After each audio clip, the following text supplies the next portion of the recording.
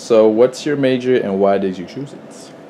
Well, when I originally came to Kane, I was actually a psychology major, and I took a couple of courses in psychology, and I ended up not liking the field. So I ended up actually going with communication studies. I took a couple of courses, and I ended up having a really nice interest in public relations.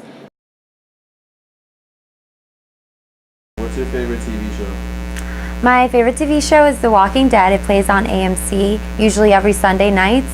I like it because it's a thriller and it's about zombies, and I love zombies.